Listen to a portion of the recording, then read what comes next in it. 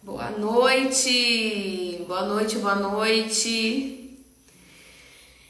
Estamos nos preparando para iniciar, né? Mais uma live. Tem um tempo que eu não faço live, né? Aqui no Instagram, no YouTube. Boa noite, Alessandro. Boa noite, Anísia. O Alessandro Lima apareceu aí, gente. Sempre lembro, né? Fala do Alessandro Lima, a gente lembra logo lá Olha, boa noite, Dona Brigadeiro, direto de Portugal. Seja muito bem-vinda também. O Rui, sejam todos bem-vindos, né? A Ângela, seja bem-vinda. A Vânia. Tem um monte de aluno aqui dos grupos de estudo, né? Sandro. Sejam todos bem-vindos. E nós vamos falar hoje sobre um assunto que muito aquece o meu coração, né? Porque a gente vai falar sobre os testemunhos de conversão dos protestantes à fé católica. Vocês sabem que eu sou ex-protestante, né? Eu fui batista. Por 35 anos da minha vida, em 2018 eu me converti depois de começar a estudar a história da igreja, meio sem querer. Porque, na verdade, eu queria estudar a história da Bíblia, acabei caindo na história da igreja, na patrística, e isso foi, assim, a bomba nuclear, né, que me levou à fé católica. Então, hoje a gente vai falar, ó, de volta ao lar, as histórias dos protestantes que abraçaram a fé católica. Esse livro foi organizado pelo Jaime Francisco de Moura, que coletou os testemunhos, né, de uma turma boa. Acho que aqui tem 33 testemunhos, deixa eu dar uma olhada aqui. São 33 testemunhos de protestantes que se converteram, 39 testemunhos de protestantes que se converteram à fé católica, né? Olha que alegria. E a gente vai falar sobre o processo das conversões, vamos falar sobre essas histórias, né? Vamos falar, ele também tem um outro livro que ele organizou chamado... Vou falar aqui para vocês, eu até vou explorar um pouco isso. Porque estes protestantes se tornaram católicos. Então, assim, não é só um livro, né? E o Jaime tem aí uma caminhada, né, de apologia, né, de apologia católica, né, de estudar o fenômeno protestante, de estudar o fenômeno católico. Então, assim, eu acho que vai ser uma conversa bem interessante, né? A gente vai falar assim, hoje a gente vai falar de protestantismo, né? Não vai ter jeito. Eu sempre evito, né, ficar falando muito assim disso, mas hoje a gente vai falar, porque falar de conversões de protestantes à fé católica, a gente vai acabar entrando, né, nesse assunto. Então, deixa eu ver se o Jaime já chegou por aqui, que eu quero convidar. Jaime, se você estiver por aqui, escreve um boa noite para eu identificar. O Jaime, tô procurando aqui, não achei ainda não.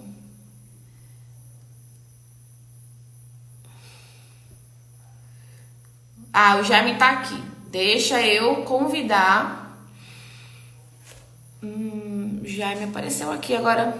Jaime, dá uma boa noite, por favor.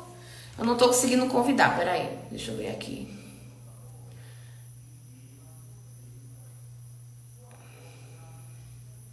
Ah, pronto. Vamos lá.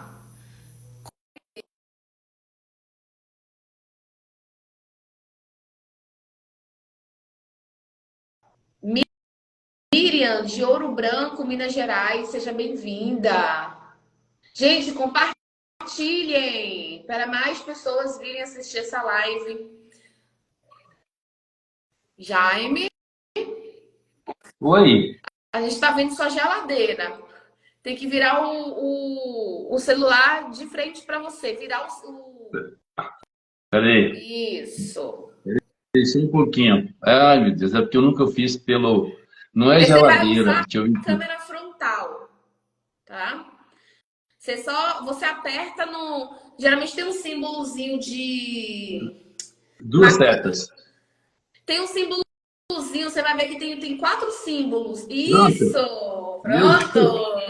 Para tudo tem uma Oh, primeira vez, né? pois é, Priscila, boa noite. É porque eu nunca fiz uma live pelo Instagram. É a primeira vez, entendeu? Então, de fato, né? essa live ela tá sendo feita no Instagram, tá, gente? Alguém perguntou aí, não tá sendo no YouTube? Não. Nós não vamos fazer essa live ao vivo no YouTube. Ela tá sendo feita no Instagram. E depois, como geralmente eu faço, eu vou baixar essa live daqui. Essa live não vai ficar aqui no Instagram. E eu vou baixar ela pro YouTube, tá? Então, provavelmente ela vai subir pro YouTube amanhã. E aí, quem não conseguir assistir ao vivo, vai assistir amanhã a live gravada lá no YouTube, tá bom? Então, deixa eu... Pois é, não tá no YouTube. Bom, como eu estava falando, né? Jaime, eu estava falando de você aqui, estava falando do seu livro, olha quem está aqui comigo. O De Volta ao Lar, né? História de protestantes que se converteram à fé católica. Muito bem. E também estava vendo aqui que você tem outros livros publicados, já vou abrir um espaço aqui para você se apresentar, né?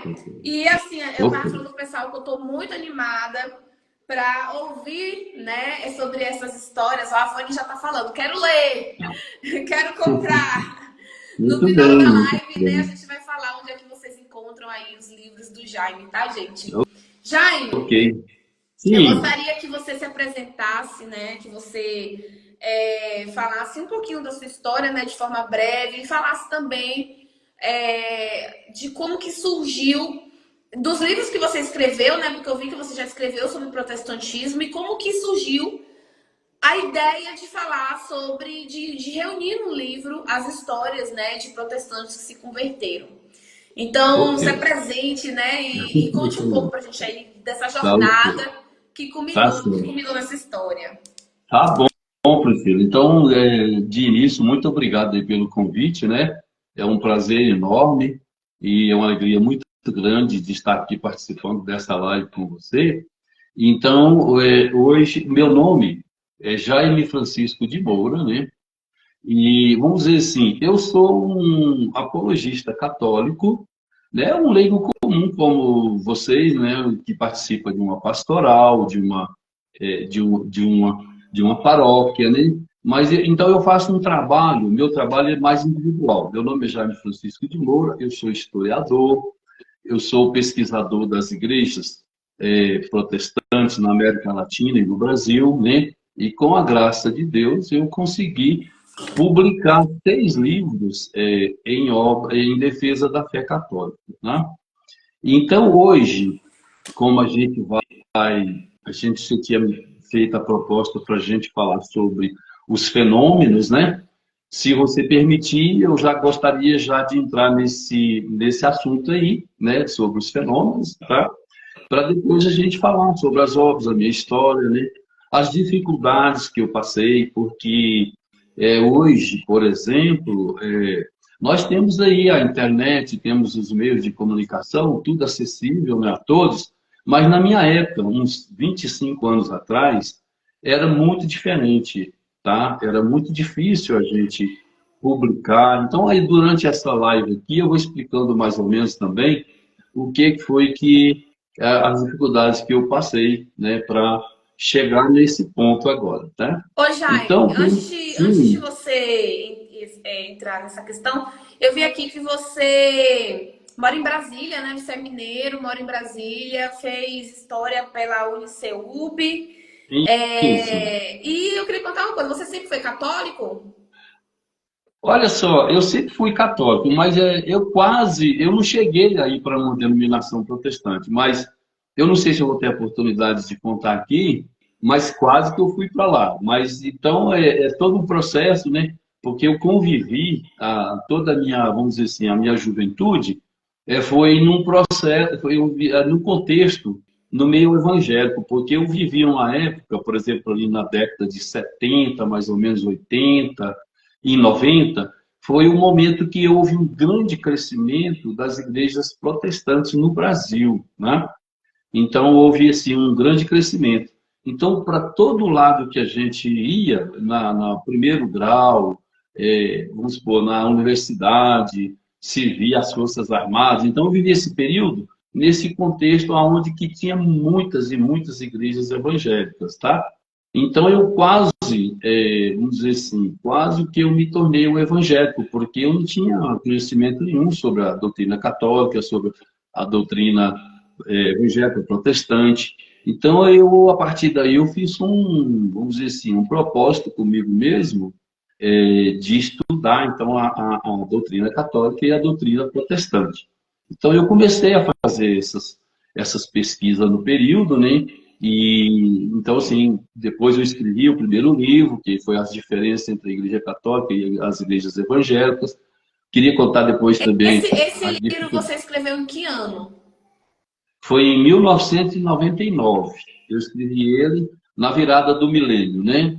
Com o prefácio do Dom João Martins, evangelista Martins Terra, tá? Que eu tive a graça dele fazer esse prefácio justamente no 25 de dezembro de 1999, no período do Natal, né? E a virada do milênio, né? Então, assim, são coisas que marcam a gente, né? Esses detalhes que às vezes eu vou contar aqui para você. E então, assim, foi assim um período, vamos dizer assim, hoje eu posso dizer assim que na minha época o conhecimento, por exemplo, da patrística, né, igual você pesquisa muito, né, que você eu vi que você gosta muito de estudar, não tinha muito acesso aos leigos. Então, os estudos da igreja, ele era mais, vamos dizer assim, destinado, ele estava mais à disposição dos sacerdotes católicos, estava mais à disposição das instituições religiosas, né, femininas e masculinas da época, mas vamos dizer assim, o leigo católico e o leigo protestante da minha época não tinha essas oportunidades que nós temos hoje, né, porque por causa do advento aí da internet, hoje tudo é mais fácil, né? Então, quando eu fui escrever, por exemplo, o primeiro livro, que deu origem ao segundo livro do porquê esses protestantes tornaram-se católicos, que foi antes De Volta ao Lar, né? Então, foi uma dificuldade muito grande para a gente, porque não existia, por exemplo, editoras para a gente publicar. Era muito difícil. Eu lembro que tinha 3 editoras no meu período, que era a Paulinas, que era a Loyola e eu esqueci o nome da outra. Então, para a gente, por exemplo, fazer pesquisa também era muito difícil. Não existia um conteúdo igual hoje na internet, né? Sim. Então, assim, a gente tinha que procurar livrarias também católicas, também praticamente não existia. Então, assim, a igreja tinha um tesouro, a igreja católica sempre teve um tesouro, né? Que você sabe muito bem, que a gente vai estudar a igreja primitiva, tem a patrística, tem todo esse conteúdo, mas nós não tínhamos esse acesso, né? O que nós temos hoje através da internet, né? Então, foi, assim, como é que se diz? Eu tive uma grande dificuldade para fazer essas pesquisas na época, tá? Então, seria mais ou menos isso aí. Entendi, entendi. Jaime, aí você falou que você quase se tornou protestante, né? Por causa Sim, realmente da década de 90 foi um período realmente da explosão, assim, né? Do protestantismo sim. no Brasil e tal. E por que que você não se tornou protestante? O que que aconteceu? Ah, tá. Então, veja só. É porque, por exemplo, eu sempre vim de uma família católica, mas aquela família que todo mundo já sabe, aquela família IBGE, né? Que não era muito, não tinha aprofundamento sobre a fé católica. Então, no meu período de adolescência, igual eu contei aí no início, eu convivi no meio evangélico, então, vamos dizer assim, a minha convivência, vamos supor, 90% aonde eu trabalhava, onde eu estudava, e então toda a minha vida foi em torno no meio evangélico. Então, o pessoal da época, que eu moro aqui numa cidade assim, um pouco mais, vamos dizer que não é uma cidade do interior, é como se fosse um bairro de vocês aí, né? Tem Brasília, eu moro na cidade de Braslândia, que é como se fosse um bairro. Então a gente tinha muito conhecimento aqui com as pessoas, no comércio, nas escolas. Então é uma cidade que tinha uma convivência mais cara a cara, vamos dizer assim. E nesse período, as pessoas sempre queriam me levar para uma igreja evangélica, tá? Sempre queria, porque eu tive muitos amigos evangélicos, eu tive muitos pastores, amigos meus da época, que são evangélicos, que queriam me levar para lá, né? Então, eu fiz assim, quando eles faziam essas as indagações, por exemplo, a Igreja Católica, você sabe, eu não vou entrar em detalhes aqui, a Igreja Católica faz isso, a Igreja Católica tem mais, é contra a Bíblia e tal. Então, assim, é aquele período que a gente não tem conhecimento nenhum, então a nossa cabeça ela vira um vulcão, né? Então, poxa, e agora? Eu falo que eu sou católico, mas eu não tenho conhecimento nenhum. Só que, assim, aquelas coisas que eles me apresentavam, que pareciam uma verdade, mas não era verdade, né? Então, eu fui com um propósito, não, eu vou fazer um estudo profundo, tá? Do catolicismo e do protestantismo, e se eu, isso aqui dentro do meu interior, e se eu achar uma coisa errada dentro dos dogmas católicos, assim como os protestantes falam, eu preciso de um motivo para mim passar lá para as igrejas. E eu frequentei, já frequentei para conhecimentos, né? Eu fui em muitas igrejas evangélicas, eu vi muita coisa, né? Mas eu sempre tinha uma coisa que não deixava eu continuar, né? Eu participei de muitos cultos, né? Mas eu não me tornei, vamos dizer assim, eu não, vamos dizer assim, eu não levantei a mão e aceitei Jesus, como tem algumas igrejas que fazem, né? Então foi assim, então uma dificuldade muito grande de conhecimentos também. E aí eu não me tornei católico por esse, ou evangélico por esse motivo, né? Entendi. Comecei a estudar e, por exemplo, Priscila, foi muito difícil, igual eu te falei, não existia livrarias, não existia TVs católicas, não existia rádios católicas, não existia nada acessível a nós leigos católicos, tá? Ou Então é seja, um dos era uma motivos. outra realidade, era uma outra igreja católica, né? Por assim É falar porque assim, era uma outra realidade para os católicos daquele período, né? Que é diferente do catolicismo que eu encontrei, por exemplo. isso, verdade.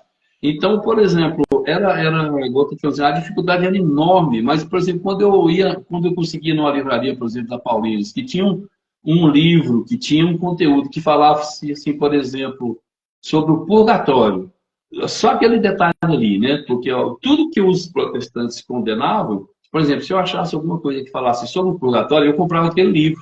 Mas era muito difícil também. A apologética no meu período, Priscila, parece que a igreja deixou um pouco de lado a questão apologética, tá?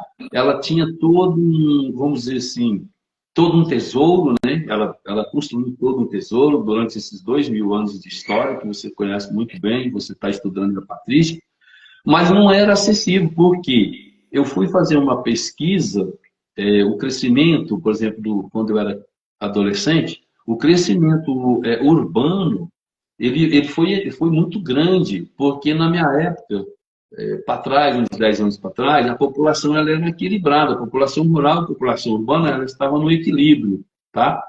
Então, com o crescimento urbano, a Igreja Católica não conseguia, vamos dizer assim, evangelizar esse crescimento, essa inchaço, né, nas grandes cidades, né? Então, aí surgiram várias e várias igrejas protestantes, evangélicas, né, pentecostais, principalmente, neopentecostais, que ofereciam alguma coisa. Por exemplo, tinha vamos dizer assim, um pastor lá que ele, supostamente, ele recebia vamos supor, uma revelação, uma inspiração, ele abriu uma igreja. Então, isso eu vi assim, dia a dia. Eu, por exemplo, fiz uma pesquisa, para você ter uma ideia, que nesse período meu aí, que parece que na América Latina abria-se, acho que 4 igrejas evangélicas a cada hora. Isso já no meu período, né? Então, a Igreja Católica não conseguia levar todo esse tesouro, né? Desse conhecimento da doutrina perfeitíssima que é a Igreja Católica, ela não conseguia levar aos leigos, e isso fez com que as igrejas evangélicas, vamos supor, arrebanhassem uma parcela do catolicismo no período. Então, me parece que agora, ultimamente, antes do advento da internet, me parece que já estava aí uma porcentagem aí de 50% de católicos no Brasil e 50% de evangélicos, né? Então, agora com a internet, está tendo a volta vamos supor, dos protestantes para a Igreja Católica, que é o assunto que nós vamos tratar de agora para frente, né? Ô Jaime, a gente tem, você estava falando, né, que mais ou menos nesse período a gente teve um crescimento exacerbado das igrejas evangélicas, que também foi aquele período das explosões das igrejas pentecostais, né? Por isso que sim, tava surgindo igreja a cada hora no Brasil, porque começou a surgir aquelas igrejas neopentecostais, né? Que já não era mais isso, tipo a Assembleia de Deus, já é além da Assembleia de Deus, né? Aquelas igrejas de esquina, isso, pequenininha, que qualquer pessoa abria, não necessariamente tinha um curso de teologia, não era um pastor ordenado, né? Eram pessoas que se auto-intitulavam, como ainda acontece hoje, né? Pessoas que se auto-intitulavam pastores, abriam suas igrejas e foi arrebatando, né? E com isso foi arrebatando isso, muita gente, muito católico, porque basicamente o protestantismo, ele basicamente pesca no balde da igreja católica, né? Ele pesca muito no balde. Então as pessoas que se convertem ao protestantismo, aí se eu estiver errado, você me corrija, mas o que eu enxergo é o seguinte: o protestantismo tem dois públicos.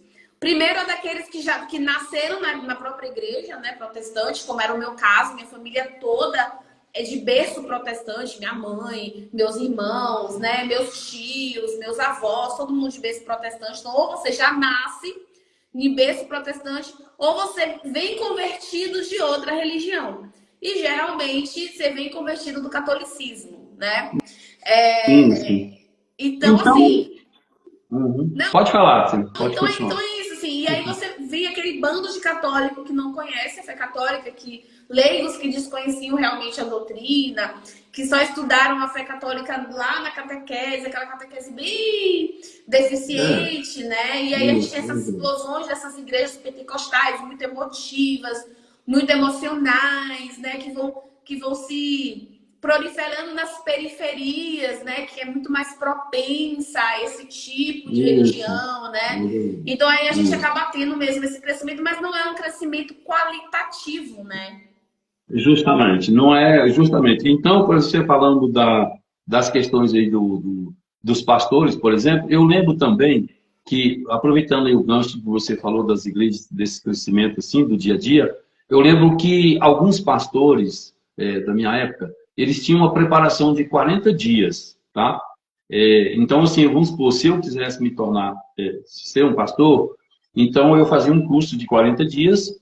Depois de 40 dias eu saía como um pastor, com carteirinha, com como é que é, filiado lá à denominação lá, né, da igreja e tudo. Então, por isso que teve esse avanço, sim, né? Então, e eu acho também, Priscila, que esse crescimento que houve no meu período, que eu gosto muito de falar dele, depois de falar desse aqui agora, foi por causa vamos dizer assim, da teoria da sola escritura também, tá? A teoria da sola escritura, ela é vamos dizer assim, ela é uma teoria humana, né? As escrituras é de revelação divina, é divino, né? A escritura é divina, mas a sola escritura é humana. Então, por esse fator aí, por vamos dizer, esse entendimento aí das pessoas antigamente que liam a Bíblia e achavam então que poderiam abrir igreja, poderia ser um pastor, receber uma revelação lá e tal. Então, por causa da só escritura, somente a escritura, né, também, que eu acho que foi um divisor muito grande no meio do protestantismo, que, por exemplo, hoje nós podemos constar e que existe mais de 50 mil ainda, de 50 mil denominações protestantes, e cada uma ensinando uma coisa diferente da outra. Então, todos com a Bíblia na mão, quer dizer, a sola escritura, né? Que a Bíblia é uma coisa, mas a sola escritura é outra, né? E aí, assim, e eu acho também, Priscila, que um dos motivos, então, por exemplo, desse fenômeno agora vamos voltar agora, mas ao contrário um pouquinho, né? Porque a história do protestantismo no meu período, se eu for te contar aqui, vai passar meses aqui para contar as coisas que aconteceram, coisas assim bem interessantes, mas na nossa live não vai dar para contar tudo, né? Mas voltando assim ao assunto dos fenômenos aí no caso das conversões, eu atribuo vamos supor assim, a vários itens. Peraí, você vai falar agora das conversões dos protestantes? Isso, Tá, então falar sobre. peraí, antes de você entrar, então eu quero mais uma introdução, né? Então aí Tá. assim, você falou que você resolveu estudar a diferença entre a Igreja Católica e a Evangélica, porque por causa desse, né, assédio que você viveu e Sim, tal. E aí, depois que você escreve a diferença entre igrejas católicas e evangélicas, é que você vai começar a escrever sobre o fenômeno das conversões, Ah, né? sim.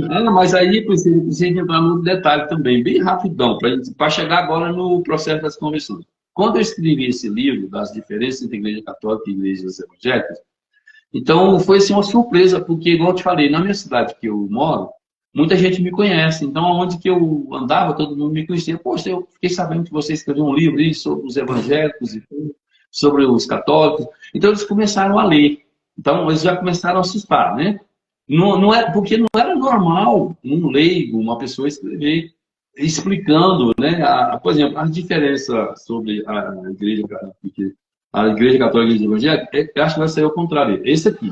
Esse livro, ele tem 980 referências bíblicas, só para você ter uma ideia. Respondendo todas aquelas questões que os protestantes colocam. O que você imaginar está aqui no livro. Todas, todas. Purgatório, intercessão do santo, por que os padres, por que a confissão ao sacerdote, né? Por que rezar pelos falecidos. Todas, todas, todas, todas. Eu passei anos pesquisando isso aí para sair desse livro. Então, quando saiu esse livro, aí o pessoal, acho que ficaram um pouco meio aborrecidos, e me apresentou, na época, um livro que realmente parece que teve alguns padres, alguns três padres na época e algumas religiosas que deixaram a Igreja Católica e se tornaram protestantes. Não podemos negar esse fato, que realmente naquela época aconteceu também. Só que o conteúdo do livro era assim, era muito pesado. Eu não vou nem relatar aqui as coisas, porque acho que na nossa live não merece isso. E aí, então, eu pensei assim, aí parece que assim, o título do livro era assim, acho que era assim, porque esses padres deixaram a batina, uma coisa assim. Acho que tinha uns 3 ou 4 na época, né? Que realmente aconteceu também, né? Sim, sim. Isso. Aí, então, aí, Priscila, eu falei, poxa, peraí, eu vou fazer uma pesquisa agora, já que assim, eu vou fazer uma pesquisa agora, ao contrário, que a moeda tem dois lados. Eles estão querendo me mostrar eles estão fazendo, eles fizeram isso por causa do livro A Diferença entre Igreja Católica e Igreja Evangélica, né? Então, queria me importunar um pouco, né? Então, aí eu vou escrever um livro agora de por que os protestantes se tornaram católicos. Priscila, agora, na minha época, foi muito difícil para mim chegar nesse ponto. Porque, igual eu te falei, não tinha pesquisa, não tinha biblioteca, não tinha rádio católica, não tinha acessível aos leigos. Então eu tive que procurar pessoas. Quando eu fiquei sabendo, por exemplo, do primeiro pastor que ele se converteu à Igreja Católica, aí, mas foi uma dificuldade para achar, não tinha o WhatsApp, não tinha e-mail, não tinha nada. Foi uma dificuldade para mim achar o telefone desse pastor. Depois eu conheci um outro também, mais um terceiro, e aí eu consegui entrar em contato com eles, conheci pessoalmente, tá? E aí eu falei, olha, eu estou querendo escrever um livro, assim, né? Que aí já seria esse aqui, tá? Porque esses protestantes tornaram-se católicos, tá? Que o de volta lá é uma continuidade, tá? Agora, esse aqui vai ser mamão com açúcar para escrever, depois eu vou chegar nele. Mas esse aqui foi muito difícil, muito difícil. Então, eu tive que conversar com os pastores, contar a história, eles contaram a história, olha, eu posso relatar isso aqui, vocês autorizam tudo, né? Então, foi tudo, vamos dizer assim, tudo, eu não sei se eu vou falar perante a lei.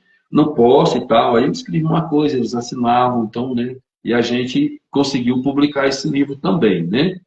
E, então, assim, foi muito difícil. Então, esse livro aqui, igual eu te falei, eu estava, como é que eu falo? Eu estava no meio do mato, assim, sem nada. Eu não tinha norte nenhum para seguir, não tinha... Porque hoje é muito fácil, né, com as redes sociais e tudo, é fácil para a gente pesquisar. Então, eu escrevi esse livro, porque esses protestantes tornaram-se católicos, tá? E ele foi publicado, já está na 12ª edição, esse livro, na 12ª. E então esse livro, assim, ele ajudou muitas pessoas, né? Então a partir daí, Priscila, eu comecei a, vamos dizer assim, a me aprofundar mais também na doutrina católica para escrever outros livros, né? Eu não sei se eu vou ter oportunidade de falar aqui, mas eu escrevi outros depois. Eu tenho, mas no final, se você permitir, eu posso falar desses Sim, outros, né? sim. Certo. Então, pode Pode falar. falar, Priscila. Não, e Sim, aí, pode falar. então eu queria saber, né? Aí você escreveu esse, e aí mais recentemente veio De Volta ao Ah, Lar, pode chegar né? nisso. Ah, O De beleza, Volta agora ao vamos chegar Lar, nisso. eu acompanhei mais, assim, porque muitas pessoas que eu conheço têm testemunho aqui, né? Então, tem várias pessoas aqui que fazem parte do apostolado Cardeal Nilma, né? Que é um apostolado de ex-protestantes que nós temos hoje, que é um dos pioneiros aqui no Brasil, né? Que conseguiu reunir um número muito expressivo de protestantes que se converteram à fé católica. Foi um apostolado que eu conheci logo depois da minha conversão. Eu me converti no carnaval de 2018. E eu acho que um ano depois, menos de um ano da minha conversão, eu já conheci o apostolado. O apostolado era pequenininho ainda.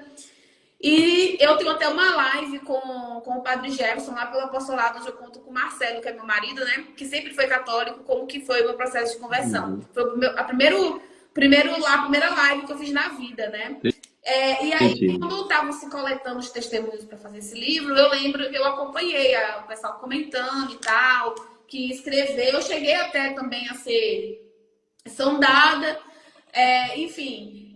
Então, eu queria que você falasse sobre o De Ah, Volta não ao tem. Lar, né? Não, E que tranquilo. você, se você puder falar para a gente também, se falar, obviamente, sobre o livro, mas eu queria Sim. que você falasse também, assim, sobre os testemunhos mais interessantes, que mais impactaram, né? E quais são as motivações em comum, assim, que a gente vai ler e a gente vai ver Ah, que todos têm, né? Essa mesma tudo característica bem. em comum. Tranquilo. Então, Priscila, é o seguinte, aproveitando aí o gancho aqui do livro, então, desse De Volta ao Lar, esse aqui já foi bem mais fácil, porque eu fiz o contato com o padre, hoje ele é padre, né? Padre Jefferson, E do apostolado Cardeal. Então, eu fiz contato com ele e eu fiquei sabendo, então, dessas novas conversões, que já tinha bastante, já apareceu bastante, por causa do advento da internet aí, né? Então, eu conversei várias vezes com ele, ele me ajudou também, sou muito grato ao padre Jeff, na época ele era diácono, né? Então, ele me passou o contato das pessoas e eu também fui entrando. Eu não sei se já existia o WhatsApp na época, mas eu fui mandando por e-mail, as pessoas foram me respondendo. E eu acredito que eu mandei alguma coisa para você, não sei. Acho que você estava nessa relação. Mas então as pessoas foram me respondendo e não está autorizado, tranquilo. Por que eu resolvi escrever esse livro? Porque o Alessandro lá da editora Veritatis Splendor, que você já entrevistou ele também aí na sua live, ele falou, Jaime, olha o seguinte, esse livro aqui, porque esses ex-protestantes aqui, você vai ter que dar uma continuidade nele, porque está tendo muito protestante que está voltando, está querendo entrar no livro e não tem como. O livro já é bem... Já tem uns 60 testemunhas aqui. E então você vai.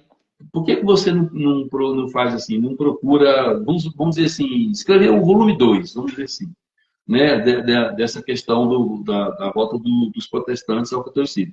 Então aí foi onde que eu entrei em contato com as pessoas, com o padre Jefferson, e ele me ajudou bastante, sou muito grato a ele. Esse livro aqui também saiu graças a ele, ao apostolado, né?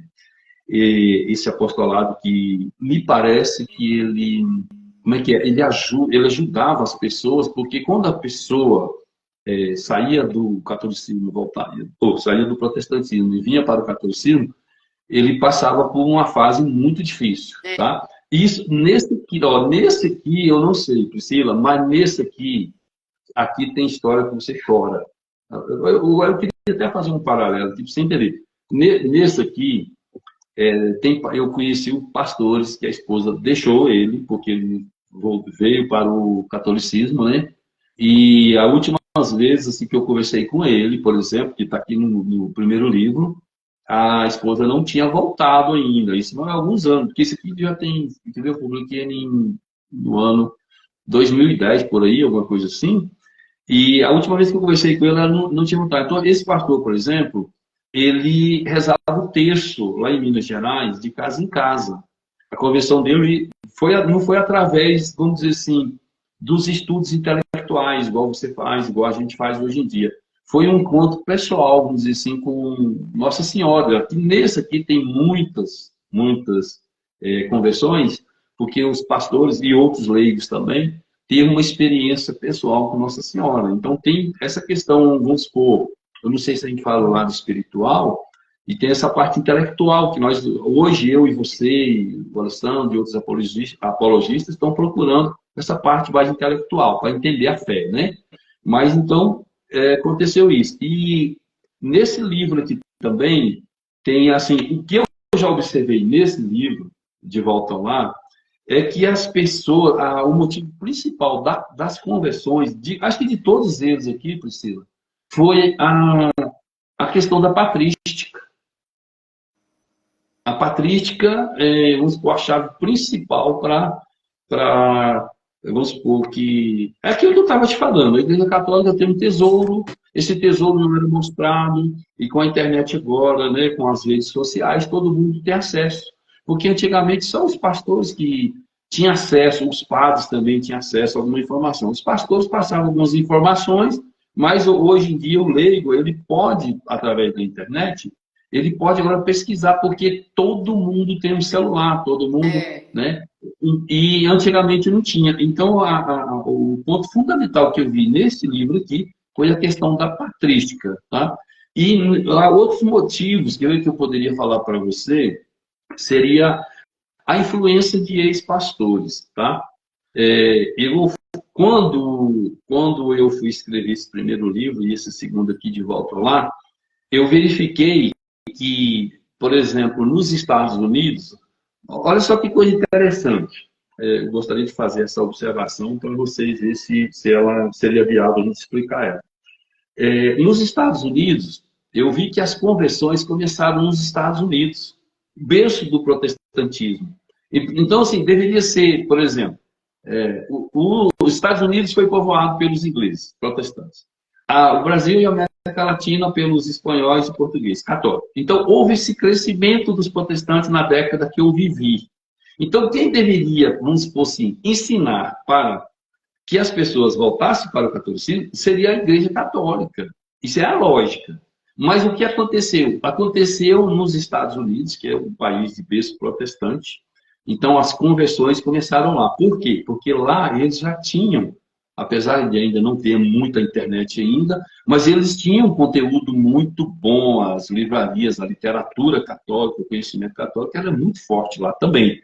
Só que lá eles tinham, vamos supor assim, tinham mais acesso, né? Era mais fácil do que nós aqui do Brasil e na América Latina, né? Então, as conversões, um dos motivos que eu acho que foi forte para o mundo, que começou, agora estou falando de um lugar, né? Seria lá nos Estados Unidos, berço do protestantismo. Porque, por exemplo, se a gente pegar, por exemplo, o Scott Hahn, que você sabe, que foi um pastor presbiteriano, né? Ele se tornou um dos maiores pregadores, né? Católicos dos Estados Unidos. Nós podemos falar do James Akin, eu não sei se você chegou a conhecer, né? Mas era da minha época. Marcus Grod, Steve Wold, Dave Armstrong.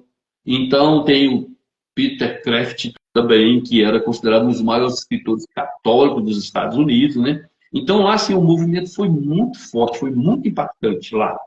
Então, com esse surgimento deles lá, então, outros pastores da América, do Brasil, aí, da América Latina, da Bolívia, do Equador. Então, eu já fui pesquisar toda essa questão histórica, né? Porque eu, como sou historiador, queria ver a história também de como ela aconteceu, né?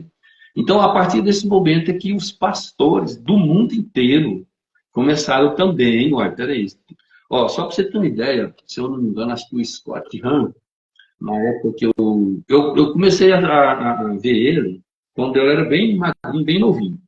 Então, me parece que naquela época, acho que quase 200 pastores nos Estados Unidos já estavam passando pela Igreja Católica por causa dele, entendeu? Por causa do Scott Hahn. Então, eu acho assim, que ele foi um dos precursores, né?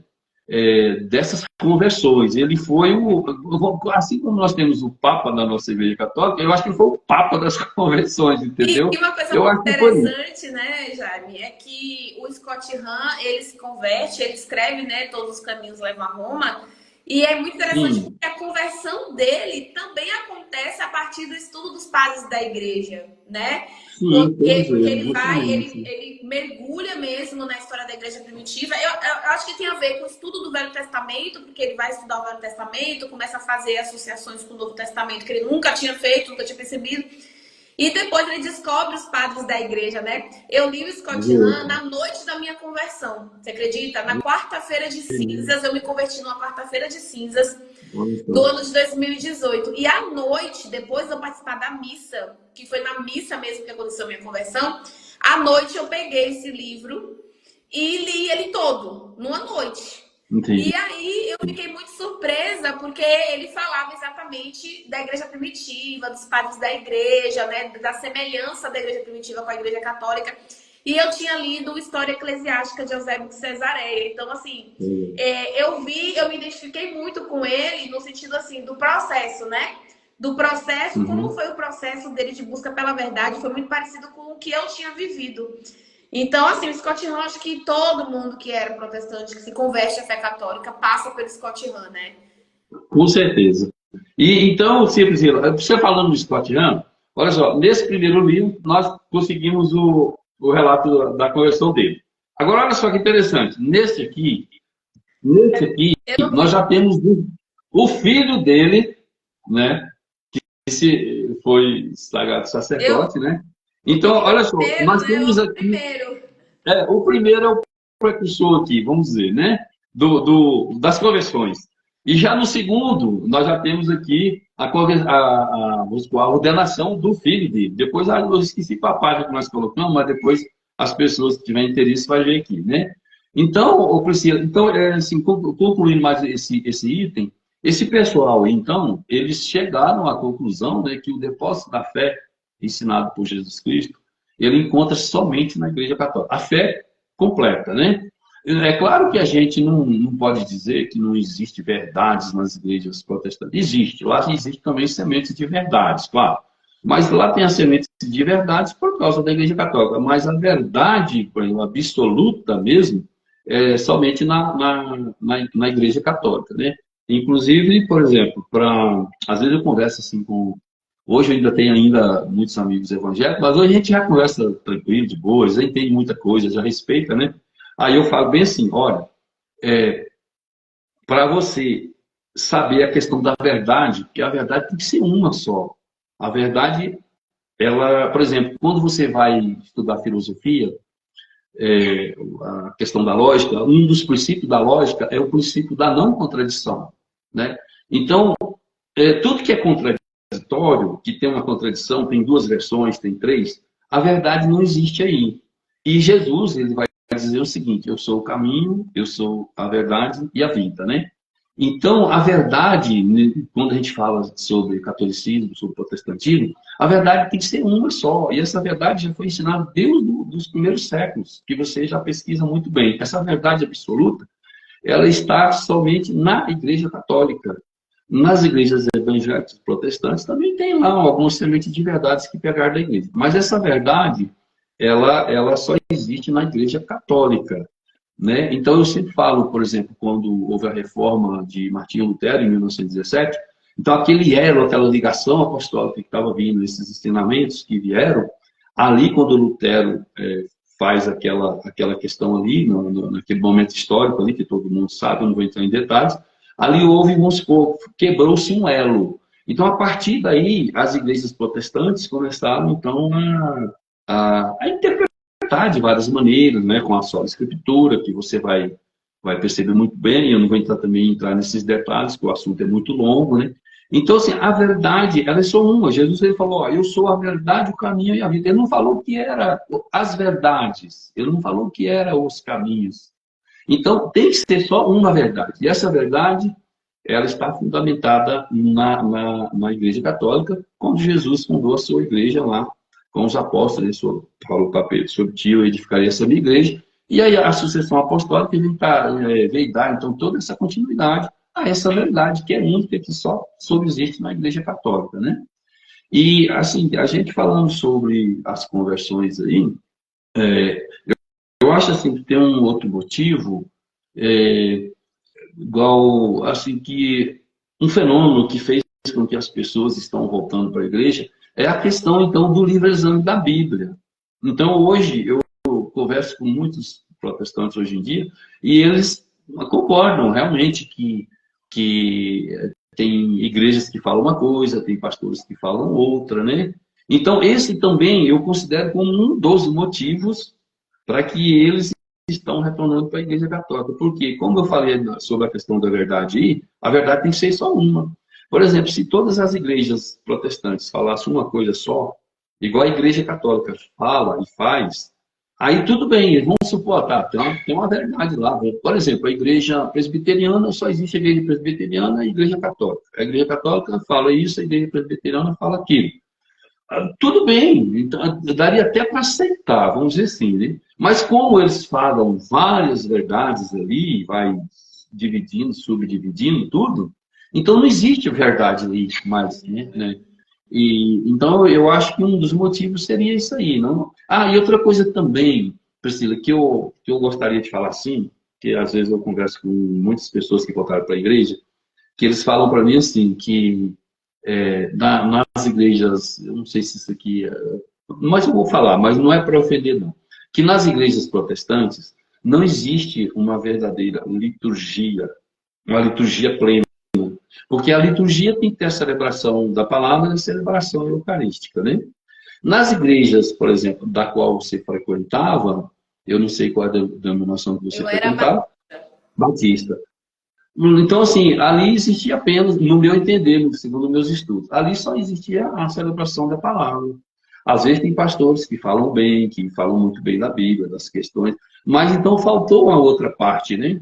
E hoje o que eu tenho observado assim, bastante, que também as igrejas pentecostais e neopentecostais já não tem nem a celebração eucarística e também nem a celebração da palavra mais, porque são apenas shows e espetáculos, infelizmente. Eu não quero ofender, não é ofensa, tá? É só um estudo, eu sou historiador, estudioso aí das igrejas protestantes e católicas e da igreja primitiva, então já não tem mais nenhuma É dessas... é bom a gente falar assim, né? Que quando a gente fala, porque quando a gente fala do protestantismo, é muito difícil falar do protestantismo como uma coisa só, né? Porque é isso, quando a gente fala assim, olha, as igrejas neopentecostais e pentecostais não tem mais nem a liturgia, é óbvio que se a gente olhar para uma igreja histórica, reformada, ela vai ter uma liturgia mais bem desenvolvida, né? Se você for na igreja presbiteriana, numa igreja luterana, até mesmo numa igreja batista, eu acho que o batista é ali o limite do que uma igreja, do que se pode chamar de igreja histórica. Você vai encontrar uma certa liturgia, existe uma certa ordem, né, daquilo que eles entendem por adoração. Mas, quando você sai das igrejas reformadas, das igrejas históricas, que são a minoria do protestantismo, né? Porque assim, a gente fala tanto de igreja presbiteriana. Gente, o que é igreja presbiteriana? Né? É menos de 1% do universo protestante, né? O protestante médio, ele nem sabe o que é igreja presbiteriana, ele nem sabe o que é calvinismo, enfim. Então, aí sim, aí quando você sai desse universo muito diminuído, muito pequenininho de igrejas reformadas, e você vai para o grande universo protestante, que são as igrejas pentecostais, renovadas, neopentecostais, aí realmente a gente vê que existe uma quebra, de fato, da liturgia, né? Então, assim, só para deixar claro, né, que a gente está falando aqui de dois universos, que dentro do protestantismo existe dois universos bem distintos também, né? Que das igrejas reformadas, históricas, e das igrejas pentecostais para frente. Com certeza, não está certo. Você fez uma boa observação. Talvez assim, eu não quis assim jogar todas no mesmo lugar, né? Entendeu? Mas assim, e outra questão também que eu tenho observado, que eu observei durante as minhas pesquisas para escrever esses dois livros, é que hoje eu vejo, conversando com as pessoas, né? É que na Igreja Católica, por exemplo, quando a gente vai falar, partir mais para o lado assim, da psicologia, a gente sabe que uma família precisa da figura do pai e da mãe, né? Claro, isso aí é família, o pai e a mãe. Nós necessitamos dessas duas figuras. E na Igreja Católica, o que eu tenho observado agora, nós temos a figura vamos supor, do Pai, Deus, Jesus, nós podemos dizer que o Papa, por exemplo, todos falam que é o papai, né? Um padre nós chamamos como um pai. Então, essa figura paterna, ela já existe. Nas igrejas protestantes também tem, né? No caso, é claro, é Deus, o pastor também tem representa, simboliza uma figura paterna ali, né? Mas faltou a figura materna. Então, quando a igreja, olha só, quando os pais da igreja, por exemplo, lá no primeiro século, define o dogma, por exemplo, que Jesus ele é humano e divino, né? Que ele é divino, que estava combatendo as heresias, também não vou entrar nessa questão, porque é muito longa e você já sabe. Então, a igreja definiu esse dogma, né? Por exemplo, que Jesus é humano e divino. E já naqueles primeiros séculos também, a igreja vai compreender a importância da figura materna de Maria. Uhum. Que ela vai simbolizar, vamos dizer assim, ela vai representar a figura materna. E nós temos isso na Igreja Católica, né? Então, por que que eu falo isso? Porque, assim, ó, por exemplo, se você for entender, todo católico e qualquer protestante for entender, Maria, ela foi, vamos dizer assim, foi a única criatura do mundo, criatura dos anjos, humana, que Deus fez, foi a única criatura que tem a participação na Trindade, que é o dogma da Trindade também, você sabe, quem definiu completamente foi a Igreja Católica, lá no início da Igreja Primitiva também, né? É tudo, tá na Bíblia, é claro, mas quem definiu mesmo foi a Igreja Católica. E definiu também a importância de Maria na questão da Trindade. Por quê? Porque Maria, ela é filha de Deus Pai, ela é mãe de Deus Filho e é a esposa do Espírito Santo, né? Esposa, sim, não é no sentido de casar, É. que entrou lá com o vestido de noivo, não. Tá, Então, tipo assim, assim, ela tem, você consegue ver uma relação, né, de Maria com as três pessoas da Trindade, né? sim, né? Então, por exemplo, então esse dogma, por exemplo, esse reconhecimento já foi reconhecido na igreja lá nos primeiros séculos. Tudo bem que agora que depois de muitos anos que a igreja ela é cautelosa, né? Então depois que ela vai definir o dogma, por exemplo, da Imaculada Conceição, sem pecado, que tem todas as explicações bíblicas também, que a gente não pode, então não vou entrar aqui em detalhe, que eu até gostaria, mas vai levar mais 2 dias para explicar, né? Então, assim, essa importância da figura materna também tem contribuído bastante, principalmente nos jovens evangélicos, nos jovens protestantes. Porque o jovem precisa realmente, tanto na vida material, familiar, como na vida espiritual.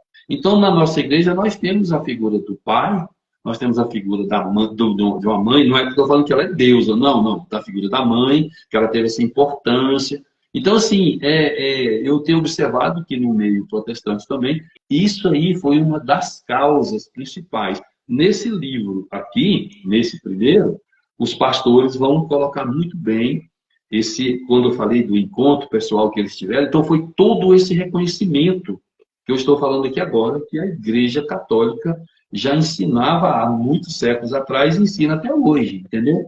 Então, isso aí também seria esse papel fundamental de Maria, dessa figura feminina, para a salvação da humanidade. Ela contribuiu bastante. Você imagina se ela falasse assim, não, eu não aceito. Ô, Entendeu? e eu ainda acrescentaria aí nesse papel de mãe também a própria igreja, né? Que os padres da igreja, corretíssimamente, os padres da igreja chamavam Maria, né? Tinha Maria como mãe, mas também a própria igreja como mãe, Como né? mãe, Porque justamente. a relação que nós católicos temos com a igreja enquanto instituição, ela é completamente diferente da relação que um protestante tem com a sua comunidade evangélica. Porque Uhum. para o protestante, e eu falo como conhecedora de causa, porque eu fui protestante, né? Uhum. A igreja, ela é relevante, porém ela não tem uma relevância, como eu posso dizer? É como se a comunidade evangélica, ela não fosse de fato coluna e sustentáculo da verdade. Ela tem sua É. relevância apenas no sentido de que ela é um ajuntamento espiritual de todos os cristãos que viveram no mundo desde sempre, etc. Então, eles têm uma visão da igreja como algo espiritual, né? Então, sim, tanto faz se eu vou ao culto, se eu não vou ao culto, não existe uma obrigatoriedade, não existe obediência. Eu posso estar numa igreja evangélica e não concordar com a doutrina da igreja e eu não serei isso é punida por verdade. isso.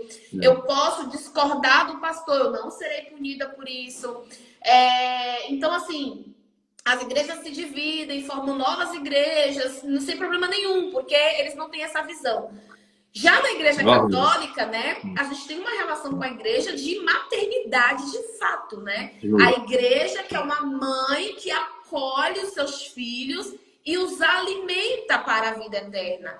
Porque com certeza. né? Então, assim, a visão, o relacionamento católico com a igreja é uma relação de necessidade, de entender que a igreja de fato é uma mãe, ela é coluna, ela é sustentáculo, é por ela que Deus derrama a sua graça através dos sacramentos, né? Então, sem igreja a gente não teria sacramentos, sem igreja a gente não teria Eucaristia, É sem igreja a verdade. gente não teria a Bíblia, né? Então, a gente, Isso, aquele negócio, a gente se coloca numa posição de obediência e de confiar que a igreja de fato guarda, né, a verdade de Deus, que ela tem o com correto certeza. entendimento das escrituras, que ela tem as ferramentas. Então, essa visão da mãe, eu diria que é Maria, e obviamente Na porque igreja, é marcante para qualquer protestante, né?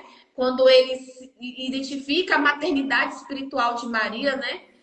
A gente deixa de ser órfão, por assim dizer. Daí eu sempre falo de uma. Jesus diz, né, eu sou mãe, né? Hã? Jesus fala lá para Jesus, eu sou mãe. A gente não tem até uma música da Colo de Deus que fala só quem já foi órfão sabe o valor do amor de mãe. Então a gente vem de lá do protestantismo órfão de uma mãe espiritual, a gente encontra aqui, mas a gente também encontra essa maternidade da igreja, né? E os padres da igreja já se referiam à igreja católica como mãe, mãe com M maiúsculo. Então eu acho que isso De assim, verdade. também é um ponto de virada enorme para o protestante quando ele se converte, né? É um dos motivos que faz ele se. Eu acho, Priscila, que esse aí também, segundo assim, as pesquisas que eu fiz e as conversas que eu tenho hoje em dia, dos convertidos, eles têm um amor muito grande agora, por tudo isso que você falou pela igreja e por Nossa Senhora também, né? Porque teve um papel muito importante, né? E eu também, assim, quer ver, um outro aspecto também que eu consegui observar foi a questão do sofrimento. Porque eu não sei da sua época, mas na minha época é o seguinte: o sofrimento para o protestante não era uma coisa de Deus, não era uma coisa permitida por Deus, né? Então, assim, inclusive eu até lembro que tinha alguns protestantes que falavam: poxa, por que que vocês lembram, cultuam, né, esse Cristo morto, sofrendo aí na cruz, né? Já que ele ressuscitou e tudo e tal. Eu falei, não, mas nós fomos salvos, não foi na ressurreição de Cristo, nós fomos salvos, foi na sua morte. Então ali ele sofreu, né? Então hoje, quando eu converso com um protestante convertido, ele já vê, por exemplo, o significado do sofrimento assim, não é que a gente queira sofrer, mas o sofrimento que Deus às vezes permite para a gente, ele faz com que a gente cresça, né? Que a gente se aproxima mais do reino de Deus e das coisas de Deus. Então, hoje, quando eu converso com os meus amigos ex-protestantes, então eles falam isso, né? Que a importância, não é, eu não sei se eu falo importância, mas o sofrimento, assim, ele faz parte, então ele faz que a gente cresça, né? No período, e na época quando eu estava te falando, na minha época que eu estava fazendo esses estudos, o protestante, por exemplo, ele achava que o sofrimento era uma coisa, me desculpa a expressão, era uma coisa do demônio, isso nas questões das igrejas pentecostais. Não, isso aqui não é de Deus. Então, como é que vocês falam em sofrimento, que a gente tem que carregar? Jesus falou, né? Quem quiser me seguir, carrega a sua cruz, né? Então, é outra questão que eu vi que essa questão do sofrimento agora tem um significado maior para os convertidos. Eles aceitam melhor agora essa questão como uma coisa permitida por Deus, né? Mas fala aí um pouquinho, Priscila, porque senão eu vou falar muito. Não, eu ia falar, e essa questão do sofrimento, né? Eu acho que, por exemplo, a Páscoa, né? Falando da minha realidade quanto protestante, né? Na minha comunidade batista e todas as outras comunidades batistas e outras igrejas, assembleias e outras igrejas que tem aqui na minha cidade, né? Eu conheci a gente de tudo quanto é igreja. O feriado da Páscoa, por exemplo. para o Batista, para a Assembleia, para a galera que está mais ou menos todo mundo assim, são igrejas renovadas, né? Sim, sim. A Páscoa é um feriado comum. Uhum. Não existe uma obrigatoriedade de ir para a igreja. Não. No máximo, se celebra a ressurreição, no domingo. Sim. Né? Eu fui viver a experiência da Páscoa, de fato, como ela é, a paixão de Cristo, quando eu me tornei católica. Que eu fui Uhum. a primeira vez para a Semana Santa numa igreja católica. E eu vivi a Entendi. quinta-feira, eu vivi o domingo de Ramos, e aí eu vivi a quinta-feira da Paixão, desculpa, a quinta-feira do Lava Pés, vivi a sexta-feira da Paixão, vivi o sábado de Aleluia e vivi o domingo da Ressurreição. Então, eu vivi o ciclo completo da paixão de Nosso Senhor, né? Então, Muito essa bom. questão de você realmente ver Jesus não apenas como um vitorioso que ressuscitou. Eu lembro que na minha comunidade batista, na minha igreja batista aqui em Itabuna, dentro do templo tem uma cruz enorme. E embaixo está escrito assim: ele não está aqui, já ressuscitou. Que é, Oh, meu Deus. obviamente, uma indireta para os católicos, né? E eu falei, Sim, gente, eles sim. não fazem noção do tamanho da ignorância que é essa É, frase.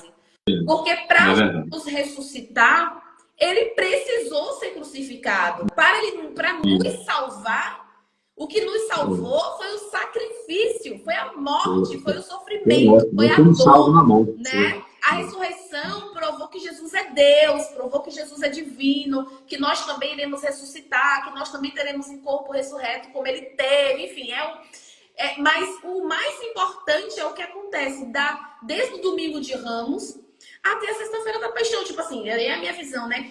Que é dor, que é sofrimento, ali a gente de fato percebe, entende o projeto de salvação. É Então, verdade. tanto que aqui em casa é proibido viajar pra gente. É uma regra de vida da minha família, né? Minha, do meu marido, Uhum. e que a gente ensina aos nossos filhos.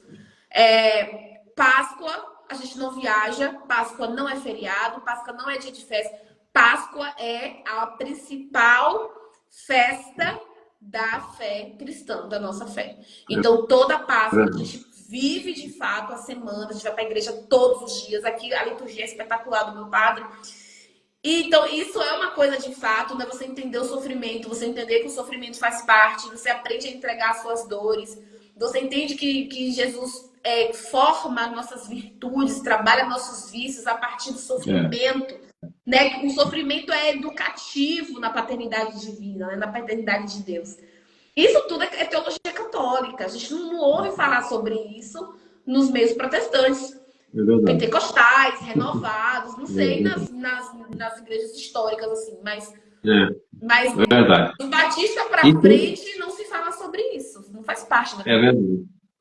Então, assim, Priscila, aí a gente vai falando e vai lembrando, né?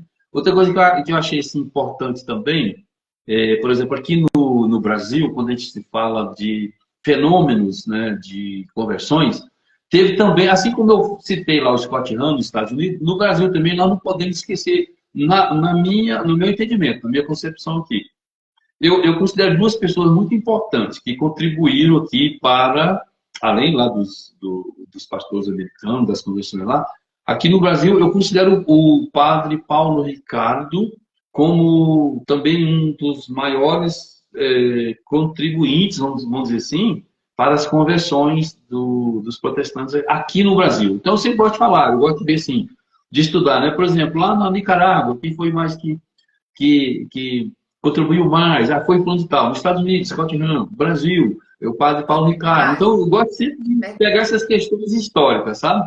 E no Brasil, eu percebi também que ele foi um dos grandes. Aí também, eu não sei se você vai concordar, eu assim, pelo menos no período que eu estava pesquisando, hoje eu não sei, né? Eu considero também aquele filósofo, o Olavo de Carvalho, que falava muita besteira, muita coisa, mas eu considero ele assim como também um dos o padre Paulo Ricardo, vamos dizer assim, na questão teológica, da espiritualidade e tudo, né? E o o Olavo de Carvalho na questão da filosofia. Então, eu acho que eu vi muitos jovens protestantes que voltaram para a igreja que citam bastante o Olavo de Carvalho. E assim, eu não sei se você é contra, a favor, Não, o Olavo, não eu sei, né? passei pelo. Você está falando aí, eu passei por todos eles. Eu era, até pouco tempo atrás, eu era assinante. Eu era aluna do Padre Paulo Ricardo, fiz vários cursos, inclusive o curso Por que Não Sou Protestante, que ele fez na época. Fiz várias, história, Idade Antiga, Idade Média e Idade Moderna. Ele tem esses 3 cursos na plataforma. Eu fiz os 3 na época, logo no início da minha conversão. Passei pelo Padre Ricardo, passei pelo Olavo. Eu não cheguei a ser aluna do Olavo, mas eu vi muitos vídeos do Olavo no YouTube. E nesse ponto, como filósofo. Assim, como filósofo, eu acho o Olavo extraordinário. E, de fato, ele acho que quase todo mundo passou pelo Olavo, de alguma forma, assim. Para Com essa certeza, formação né? filosófica que a gente não tem também lá.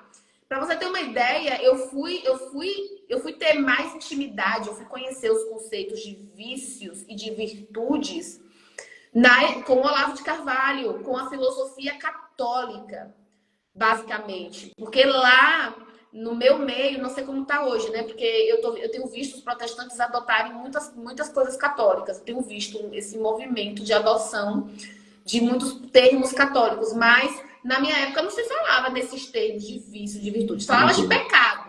Mentir é Entendi. pecado, adulterar é pecado, não existe pecadinho, pecadão, tipo, não existe pecado venial e pecado grave, era tudo igual, né? Mas não se trabalhava os vícios e as virtudes e a origem dos vícios e das virtudes. Sim. Isso é filosofia, né? Nasce primeiro na filosofia. Então eu vim Isso. descobrir sobre vícios e virtudes desse ponto de vista primeiro filosófico, que depois vai ser coroado pela teologia, na Igreja Católica também, com Olavo de Carvalho, com o Padre Paulo Ricardo. É verdade. Então, Priscila, então, assim, eu não sei como é que está o tempo aí, mas eu só queria dizer assim, por exemplo, questão de lógica, por exemplo, já que a gente está falando dessas conversões aí, às vezes assim, eu converso muito com meus amigos que ainda está quase já vindo para a igreja, né? Mas eu não sei quais os motivos que segura lá. Eu falo assim, olha, meu amigo, é o seguinte, não precisa de você nem estudar por exemplo, essas questões aí de catolicismo, de igreja primitiva, de protestantismo, vamos usar aqui agora, vamos pelo uso da razão, tá? Quando eu falei dessa questão aqui da verdade, que é a verdade única, e eu falo bem assim mesmo, olha, se você for para o lado aqui da lógica, da questão filosófica, aonde que tem uma verdade é só uma, né? Então, se você vê várias verdades por aí, eu não entendo como que você ainda permanece. Eu, por exemplo, eu que sou muito crítico das coisas, se eu visse, por exemplo, que tem um relativismo ali dentro, várias coisas relativas, eu já saio fora, né? Então, eu já falo assim com as pessoas, né? Então, assim, eu, por exemplo, eu te falei, quase me tornei protestante na época, porque eu não tinha o conhecimento, eu não tive. Então, quando eu busquei, né, fui estudar, procurar, escrevi os livros, e eu estou aprendendo ainda, tenho que aprender muita coisa. Então, por exemplo, assim, não é desprezando os protestantes. Eu falo assim, jamais, é impossível, Priscila, é impossível ser protestante. É uma questão de lógica. Porque aonde não tem uma verdade absoluta, uma verdade única, você não pode estar no meio dela. Se tem 2, 3, 4 verdades, tem um relativismo lá dentro, seja num contexto religioso, num contexto filosófico, não sei, qualquer contexto social, político, aonde tem várias versões, eu acho que não é obra do Espírito Santo. A verdade, por exemplo, se tem divisão, onde tem muita divisão, na minha opinião, não é obra do Espírito Santo. Uhum. Quem é o autor da divisão, né, Priscila? O autor da divisão não é. Então, assim, o que eu vi, o que eu vejo, que eu converso com meus amigos, olha, você é meu amigo, mas lá tem muitas divisões, assim, quando se fala de fé e de moral, claro, né? A gente tem que deixar isso bem claro também. Mas tem pessoas que vão falar assim, mas a igreja errou lá no passado, errou não sei o quê e tal, e ela erra hoje, mas às vezes é quando ela entra nas questões, por exemplo, da ciência, nas questões filosóficas, científicas, ou questões sociais e políticas. Mas isso não foi o que Jesus prometeu. Jesus prometeu à igreja nas questões que ela, né, que as portas do inferno não iriam prevalecer contra ela, nas questões de fé e de moral. E a igreja nunca errou, nunca errou. Em nenhum dogma, não tem nenhuma vírgula de erro. Eu já estudei profundamente durante a minha vida, Priscila. Eu procurei assim, eu quero uma vírgula, um pontinho de erro na doutrina católica quando se trata de fé e de moral. Eu quero um erro para largar ela, mas não consegui, não tem como. Então, é impossível a pessoa não ser católica. Eu estou falando aqui igual dentro de um contexto racional, lógico, filosófico. Nem estou falando nas questões mais... Né? Então, dentro de uma questão filosófica, não tem como você ser protestante. Infelizmente, eu não sei se eu falei assim, pesado, mas acho que não, né? Nós estamos Então, falando assim... basicamente para católicos aqui. Então tá bom. No YouTube vai aparecer. No YouTube já prepara que os comentários vêm doendo, os protestantes. Mas aqui no Não, Instagram a gente fala basicamente para católicos. Não, tá certo, tá bom. Então, assim, eu não sei qual tempo aí, Eva, mas fica com você. Você que conduz agora. Então, eu acho que a gente, né, você falou bem. E aí eu queria então que você falou que você gostaria de falar um pouquinho do Alessandro, né, do apostolado. Sim. O Priscila, é o seguinte, se você me permitir, eu gostaria aqui já nessa live de deixar assim meus sinceros agradecimentos, a minha gratidão eterna mesmo à editora Com Deus, que publicou o primeiro livro, né, as diferenças. Eu posso só mostrar, tá? Posso? Pode mostrar, fica à vontade. Sim, porque eu quero assim, deixar minha gratidão para esse pessoal, porque eles me ajudaram muito. Ó. Esse livro, A Diferença entre a Igreja Católica e a Igreja Evangélica, foi a editora que me acolheu, porque na época eu tive a dificuldade da editora, foi quando ela surgiu, né? As editoras trabalhavam só mais para pessoas que não eram leigas. Essa editora que foi a primeira que acolheu um leigo, na época eu lembro quando ela se iniciou lá com o senhor Antônio e a Karina. Então, eu tenho uma gratidão enorme, porque eles publicaram esse livro, acreditaram, né, numa pessoa que não tinha, vamos dizer, preparo nenhum, não tinha estudo nenhum, né? E eles acreditaram no leigo. Então, foi uma das primeiras editoras que me acolheu. Depois, eles publicaram, então, esse livro, Porque esses protestantes tornaram-se católicos também, tá? Então, todos eles têm o prefácio do Terra, viu? Aí depois, olha só, então, aí veio o Alessandro, né? O Alessandro falou, Jane, continua aí a escrever sobre o testemunho, nós fizemos aqui. Agora que já é editora Veritatis do Alessandro, queria agradecer imensamente também ao Alessandro por acreditar nesse trabalho. Ele publicou um outro título, mas eu acho que eu não vou falar dele aqui não, tá? Não vou falar do título não, tá? Não, eu acho que é esse título. Tá. Peraí que eu falo. Protestantes, lavagem cerebral e hipnose. É esse? Isso. Não, é. Então, assim, porque na verdade... eu entender que, na verdade, esse livro aqui, pelo que eu entendi, você está falando sobre psicologia e os fenômenos parapsicológicos, não é isso? Sim, justamente. Porque, assim, ó, esse livro, ele foi o primeiro, assim... Eu acredito que ele seria o primeiro em língua portuguesa que foi escrito nessa linha, tá? Que realmente, Priscila, acontece essas coisas aqui. Primeiro, nós teríamos que identificar o que são fenômenos físicos, paranormais e sobrenaturais, né? Para a gente entender toda essa temática que a gente falou aqui, de conversões, de espiritualidade. Quando a gente identifica esses três fenômenos, aí a gente vai se aproximar mais de Deus ainda, vai se tornar mais católico ainda, né? Então, esse livro foi escrito nessa linha, na linha da ciência, da psicologia, para que as pessoas pudessem entender o que acontece, né? Então, eu tive essa preocupação. Então, assim, eu queria agradecer muito o Alessandro também. O Alessandro publicou esse livro, tá? Está lá com a editora Veritatis Espanha, e tem o De Volta ao Lar, né? E aí tem um outro também que eu queria agradecer também imensamente o Anderson por acreditar nesse trabalho também. Escrevi aqui 150 respostas católicas aos 150 ataques protestantes. É uma continuidade também do outro, porque é tanta coisa que tem, que já são novas acusações, tá? Já são novas. Aquelas das imagens, de Maria, pecadora e tal, você sabe. Aquela está no primeiro livro. Então, como eu descobri que eles estavam, como é que se fala assim, colocando outras temáticas, que não tinha fundamento nenhum, tem erros históricos gravíssimos, né, das acusações que estão nesse livro. E aqui a gente responde tudo com passagem da Bíblia. Então, esse aqui, todas as 150 respostas tem passagem da Bíblia também. E depois, agradecer também o Anderson por acreditar nesse trabalho aqui, destruindo a sola escritura. Porque a Bíblia sozinha não é suficiente para a fé cristã. Porque quando eu fui fazer todos esses livros, escrever, eu vi que tinha uma problemática muito grande ainda no meio protestante. Porque eles querem tudo a Bíblia, somente a Bíblia, né? Então, quando a gente vê que precisa de um magistério, precisa da tradição ainda, que a palavra de Deus, Deus age através do Espírito Santo, além da Bíblia, né? Não é só pela Bíblia. Né? Então, quando eu falei, não, ainda falta alguma coisa, porque os protestantes, quando entenderem isso aqui, que Deus vai agir também, fora da Bíblia, ele é o autor da Bíblia, mas ele não é o escravo da Bíblia. Então, ele pode, por exemplo, igual nas questões de Maria, se você for procurar sobre a Imaculada Conceição, na Bíblia não está explicitamente lá que ela não teve pecado, mas o Espírito Santo agiu na igreja para demonstrar que ela foi uma mulher preparada. Bom, eu não vou entrar nessa questão, porque é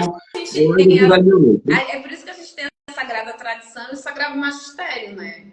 Isso. Então, para explicar a Bíblia, né? Porque a Bíblia ela é o plano de revelação, né? É o plano da revelação divina de salvação, mas a gente precisa da tradição e do magistério para compreender todos os frutos que saem dali da Bíblia, né?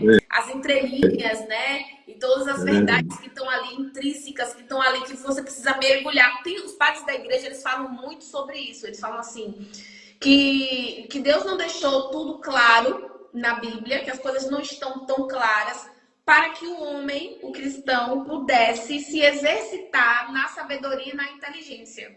Isso é uma fala muito comum dos pais da igreja. Falam, tem verdades contidas na Bíblia que estão tão escondidinhas, que estão tão na entrelinhas, que você precisa fazer um verdadeiro exercício de inteligência, de sabedoria, para desvendar essas cortinas, né? Eu não lembro mais, eu li mais de um padre da igreja falando, mas assim, de nome, não estou lembrando de cabeça agora o nome, mas está entre os primeiros padres da igreja. Acho que Irineu de Lyon fala sobre isso, com certeza, Irineu de Lyon fala, Orígenes também fala, dessa questão da livre interpretação das escrituras, né? Que dava origem a muitas seitas, a muitas heresias. Então, eles falam... Então, assim, a tradição e o magistério realmente são extremamente necessários para que a gente possa compreender corretamente o significado das Sagradas Escrituras, né? Então, Priscila, assim, só para concluir, então, queria fazer esses agradecimentos a essas pessoas que me acolheram, essas editoras, tá? E também o padre Jefferson, né? Nunca mais eu vi ele, a gente conversou muito tempo atrás, uns anos atrás, nunca mais eu vi ele, perdi o contato, e agradecer ele, que esse apostolado dele é muito bonito, né? Do Cardeal Nino, porque pelo que eu vi, eu sou, vamos dizer assim, eu sou pioneiro nessas pesquisas aí, e eu sei que quando muitas pessoas deixam o protestantismo e voltam para o catolicismo, eles sofrem demais, todas as perseguições. Eu falo assim, porque eu vi mesmo assim, perseguições físicas, intelectuais, morais, financeiramente as pessoas, sabe, assim. Então, assim, é um trabalho muito bonito. E também outra coisa que eu queria falar também, o nosso apostolado lá, o Veritatis Splendor, do Alessandro, do qual eu participo, ele também trata muito dessas questões aí, tá? Então, assim, eu acredito que o Veritatis Splendor e o apostolado cardeal Nino foi os dois que mais contribuíram para trabalhar nessas questões de conversões de protestantes para o catolicismo. E ajudado muitas pessoas, porque o nosso apostolado lá, não é falar não, sabe, Priscila, mas ajudou muita gente na época. Eu lembro que a gente tinha 1.200 como é que fala? Visitas por dia. Hoje não, acho que as pessoas parecem que não gostam mais de ler artigos, eu não sei. Parece que as questões agora mais é o WhatsApp e tal, né? Mas beleza, eu vou parar por aqui, senão eu vou até meia-noite, tá? Fica à vontade, cara, desculpa aí. Não, mas é verdade, o Veritatis, ele era a fonte de informação, né? Numa época em que essas informações não estavam disponíveis de forma tão fácil como está hoje, né? Então as pessoas quando elas queriam ler coisas muito específicas, elas iam para o site do Veritatis para pesquisar, porque era o Muito Veritatis bem. que traduzia os artigos, que reunia material. Então, foi fundamental, né? O Veritatis é uma Sim. plataforma muito importante ainda, né? Para no nosso meio de ex-protestantes, né? De católicos também que estão buscando conhecer mais a sua fé. Porque uma coisa que eu acho muito extraordinária é que a gente está se unindo, né? O que está acontecendo? Os protestantes estão vindo para a Igreja Católica, né? Muitos com muito conhecimento, porque estudou muito, porque protestante ele não se converte se ele de qualquer jeito, né? Ele se converte porque ele estudou muito, E, com absoluta certeza. E aí a gente está entrando na é, Igreja Católica e a gente está encontrando um monte de católico que está sedento por esse é verdade. conhecimento, né, que a gente está trazendo porque a gente estudou, a gente mergulhou na história da igreja, a gente mergulhou no catecismo, mergulhou na teologia católica. Então a gente está se unindo, católicos e ex-protestantes, Com nesse certeza. ensinar, né? O meu canal eu descobri na Igreja Católica, né? E no Instagram também. E eu tenho os grupos de estudo. E a maioria dos meus alunos dos grupos de estudo são católicos. Porque o que é que eu Muito faço nos bem. grupos de estudo? A gente pega o livro, de fato, e a gente lê o livro juntos. Por Hum, exemplo, agora mesmo eu estou com um grupo de história eclesiástica. Nós somos 60 e poucas pessoas. Temos um grupo de WhatsApp e eu oriento a leitura, mas eles têm que ler o livro. Se eles não lerem o com livro, eles não vão certeza. aproveitar o grupo. Hum. E é Assim. 90% da turma é católica. E eu acho isso Hum. incrível. Eles falam, velho, você é ex-protestante, está aqui Verdade, ensinando a verdade. gente que é católico de berço. E eu falo, isso é Muito bem. extraordinário, porque a gente está se unindo, né? Tipo, a fome com a vontade de comer, né? Porque a gente É chegou com verdade. muita fome na Igreja É Católica. Tem muito verdade. católico com vontade de comer, que É quer beber verdade. dessa fonte, que quer conhecer melhor a igreja, porque teve uma catequese ruim, porque a igreja falhou em algum momento. E a gente se uniu, sabe? Eu acho isso extraordinário. A maioria dos meus seguidores são católicos, sabe? E eu acho incrível. Eu falo assim, eu acho que Deus está fazendo realmente um reavivamento na Igreja Católica. Com Claro que nós somos certeza. poucos. Se a gente Vai for se pegar um cumprir, que é o Priscila. protestantes em relação Aí, Priscila, só para. católicos, né? Somos pouquinhos, assim, ex-protestantes. Mas a gente está fazendo alguma coisa, assim, que eu acho que está impactando muitos católicos, muitas Com vidas certeza. católicas, né? Com certeza. É aí, velho, Priscila, só complementando aí, eu sei que já está terminando, e também nós temos que voltar àquela questão, eu esqueci, do jeito que eu sou, a passagem da Bíblia, que Jesus fala assim, que todos sejam um. Então, eu acho que agora, com a volta dos protestantes, que vai acontecer, olha, vai acontecer. Eu acredito, assim, é porque eu sou muito entusiasmado, sabe, para falar as coisas. Eu Eu também. acredito que o protestantismo vai acabar. Porque, assim, vai acabar assim. Porque, é igual eu estou te falando, a verdade só existe num local, né? Na Igreja Católica, em todas as épocas, né? Ela tem que ser universal, ela está em todos os lugares, em todas as épocas. Ela não é só uma, vamos dizer assim, uma igreja local, nem nacional, ela é universal, está em todas as épocas, em todos os lugares do mundo, ensinando. Então, aí tem aquela passagem também, né, de nosso Senhor Jesus Cristo, que fala que todos sejam um. Então, essa eu não vou dizer profecia, mas esse fenômeno aí está contribuindo para que se cumpra lá as Sagradas Escrituras. Depois vai ficar faltando uma parte só daquelas pessoas ainda que não foram catequizadas, que parece que tem uma parcela no mundo ainda, de outras pessoas aí, até de outras religiões. Então, eu acho que só está faltando essa parte. A questão dos protestantes, ela já está praticamente completa. Que eu acho que a maioria dos protestantes, a maioria não, todos eles vão voltar para a igreja. Com certeza. Tá certo? Se não Bom, eu voltar acho que eu na vou falar vida, vai isso. voltar depois que morrer. Se morrer e for purgatório, vai sair de lá católico, né? Tá certo, Já vai sair do tá purgatório certo, católico. É tá certo. melhor voltar em vida, né? Mas enfim, Com seremos certeza, todos católicos. No final, seremos todos com católicos. Eu certeza, também tenho essa, se Deus essa quiser. visão Tá certo. positiva, né? Alguém falou aqui, É, ó. tá certo. Para alguém aprender algo, alguém tem que ensinar. Como uma criança vai conseguir informações sozinhas, né? E eu acho que é É isso, verdade. né, que a gente está fazendo, que eu estou fazendo, que o Scott Hahn está fazendo, né, que o Jaime Lance está fazendo com os livros, que o Eduardo Faria está fazendo, né, que a Bruna está fazendo, que o Lucas Lancaster, né, de História da Igreja está fazendo, Isso. o Marcelo da Cultura e Fé Católica chegou aqui agora, está fazendo também, né? Então, assim, cada um fazendo diante do dom que tem, do conhecimento que tem, Com certeza. está contribuindo para o reino de Deus, está contribuindo para, Com certeza. para disseminar a fé católica da forma correta, né? A verdadeira Isso. igreja. Porque, É como verdade. diz o venerável Fulton Sheen, o venerável Fulton Sheen que fala, se eu não me engano, ali no livro dele. Se eu tiver errado, alguém vai me corrigir aí.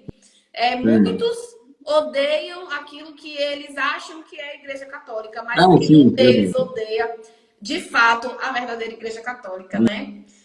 É ele que fala isso mesmo. Muito É, muito bom. obrigada pela sua participação. Foi assim, Obrigado. foi muito bom estar com você, né? Obrigada por compartilhar essa Obrigado. história, por falar um pouco, né, dessas obras. Gente, esse livro aqui, especificamente falando, ele está à venda no site da Veritatis Splendor, tá? No Isso. site da Veritatis Splendor, se vocês digitarem. Se eu não me engano, tem na Amazon também a venda do Tem, livro, tem. certo? Na Eclésia, Na Eclésia, nas Se você melhores digitar livrarias no que Google, vai possam. aparecer, né? Isso. Só Então, digitar lá. voltam lá as histórias dos protestantes que abraçaram a fé católica. Ah, E também os outros livros, Prefácio, né, Jair? prefácio, Priscila, tem um prefácio do professor Felipe Aquino, tá? É verdade. O prefácio O desse aqui é professor muito. Felipe Aquino é uma pessoa também que nos ajudou, né? Então, assim, enfim, eu tenho que agradecer. Tem muita gente para agradecer aqui, porque sem eles também esses livros não sairiam de forma nenhuma, tá bom? Verdade, verdade. Jaime, muito obrigada, gente. Muito obrigada a todos vocês que ficaram aqui até o final da live, né? Que Deus abençoe a vida de cada um de vocês, né? Que essa live alcance o maior número possível de pessoas. Vamos terminar fazendo uma oração. Era para ter feito no início, mas eu sempre me esqueço. Quem já me segue já sabe Não tem disso. Então a problema. gente vai fazer agora, né? Um Vinde Espírito Santo e vamos terminar com uma Ave Maria pela vida do Jaime, né? E pela vida Obrigado. de todos os ex-protestantes, principalmente daqueles que vestiram a camisa aí para evangelizar, para mostrar, né, a verdadeira Igreja Católica e compartilhar aquilo que aprendeu, né? Porque conhecimento bom é conhecimento compartilhado. Então, em nome do Pai, Verdade. do Filho e do Espírito Santo. Amém. Vinde, Espírito Santo, encher os corações dos vossos fiéis e acendei o fogo do vosso amor. Enviai o vosso Espírito e tudo será criado e renovareis a face da terra. Oremos. Deus que instruísse os corações dos vossos fiéis segundo a luz do Espírito Santo. Fazer que apreciemos retamente todas as coisas segundo o mesmo Espírito e gozemos sempre da sua consolação. Por Cristo, Senhor nosso. Amém. Ave Maria, cheia de graça, o Senhor é convosco. Bendita sois vós entre as mulheres, bendito é o fruto do vosso ventre. Santa Maria, Mãe de Deus, rogai por nós, pecadores, agora e na hora de nossa morte. Amém. Estejamos reunidos em nome do Pai, do Filho e do Espírito Santo. Amém. Quer falar mais alguma coisa, Jaime? Quer se Não, despedir? então, querido, olha, muito obrigado pela oportunidade. Eu espero aí que a gente possa ter contribuído aí com a live de hoje, tá bom? Muito obrigado. Deus abençoe você também, seu esposo, sua família, tá? Que Deus abençoe a todos. Seu trabalho, você está de parabéns, tem acompanhado o seu trabalho. Vou acompanhar de agora para frente mais ainda para me aprender com você, tá? Obrigada, Jaime. Gente, Deus abençoe. Boa noite. Tchau a todos. Boa noite. Obrigado. Tchau.